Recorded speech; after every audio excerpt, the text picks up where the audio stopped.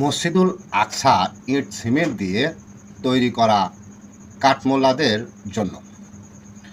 মসজিদুল আকসা নিয়ে আপনাদের বলতে চাই, শরীয়তের দৃষ্টিতে মসজিদুল আকসার কথা উল্লেখ করা হয়েছে সূরা বনী ইসরাইলে 1 নম্বর আয়াতে বলা হয়েছে, যেমনটি আমাদের প্রিয় নবী মুহাম্মদ সাল্লাল্লাহু আলাইহি সাল্লামকে মেরাজের রজনীতে ভ্রমণ করিয়েছেন।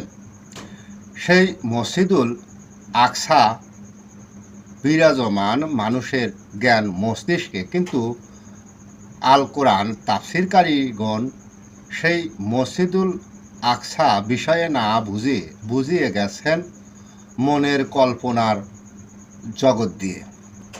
বন্ধুগণ, নবী মুহাম্মদ সাল্লাল্লাহু আলাইহি সাল্লামকে মেরাজ শরীফে এই জন্য ভ্রমণ করানো হয়েছে, মানুষ যেন সৎকর্মের মধ্য দিয়ে সঠিক রাস্তা খুঁজে পায় এবং আল্লাহ যেই সকল সুদর্শন জিনিসগুলি সৃষ্টি করেছেন তা যেন মুমিনরা উপভোগ করতে পারেন। কিন্তু শরীয়তের কাঠমোল্লারা খুঁজে পেয়েছেন নামাজ।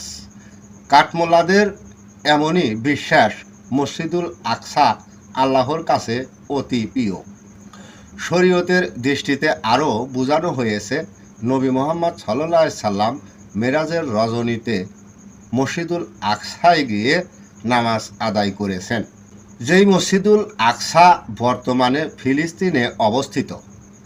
আমাদের সমাজের আলেম ওলামাগণ মসজিদুল আকসা হিসাবে খুঁজে পেয়েছেন ইট সিমেন্ট দিয়ে বা পাথর দিয়ে তৈরি করা মসজিদুল আকসা, কিন্তু ফিলিস্তিনে যেই মসজিদুল আকসা রয়েছে ইহা ওই মসজিদ নয় যেই মসজিদের কথা আল্লাহ আল কোরআনে সূরা বনী ইসরাইলে উল্লেখ করেছেন।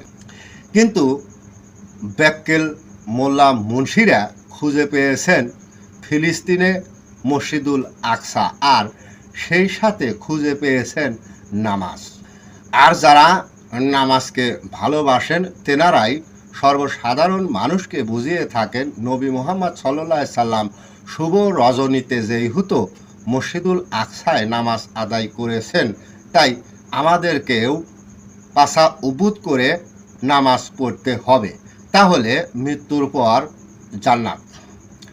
সেই মসজিদুল আকসা ভেঙে কুড়িয়ে দেওয়া হচ্ছে, আর সকল মুসলিম দাবিদার মানুষগুলির অন্তরে ব্যথা লেগেছে, আর সেই কারণে মুসলিমরা দুহাত তুলে আল্লাহর কাছে দোয়ার মধ্য দিয়ে মুসলিমরা জাতিকে রক্ষা করতে আল্লাহকে হুকুম দিচ্ছেন এবং দোয়ার মধ্য দিয়ে ইহুদি জাতিকে ধ্বংস করার জন্য আল্লাহকে হুকুম দিচ্ছেন বা আহ্বান জানাচ্ছেন। কিন্তু আলেম ওলামাগণ জানে না এবং জানলেও বোঝে না, মানুষের হাতে ইট পাথর দিয়ে তৈরি করা মসজিদ ঘর আল্লাহ রাসূলের কাছে প্রিয় নয়। এই আলেম ওলামাদের বিশ্বাস হলো মসজিদ বলতেই আল্লাহর ঘর, আর তাই আলেম ওলামাগণ নামাজের মধ্য দিয়ে বা মোনাজাতের মধ্য দিয়ে দুহাত তুলে দোয়া করতে থাকেন। দোয়ার মধ্য দিয়ে আলেম ওলামাগণ চায় অন্য অন্য জাতিরা ধ্বংস হয়ে যাক আর পৃথিবী জুড়ে মুসলিমরা টিকে থাকুক, ইহাই আলেম ওলামাদের কামনা।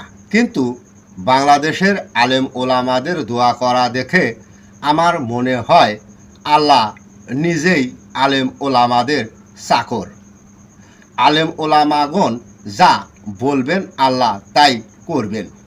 কিন্তু মনে রাখবেন, যারা দোয়া করে তারা দোয়ার মধ্য দিয়ে আল্লাহকে হুকুম করেন, আর তাই এই জাতীয় আলেম ওলামাদের দোয়া আল্লাহর কাছে গ্রহণযোগ্য নয়।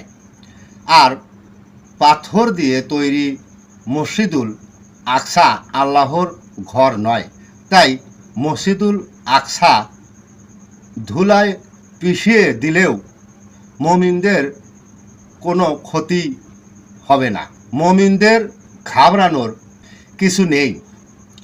আশা করি বুঝতে পেরেছেন। সবাইকে ধন্যবাদ।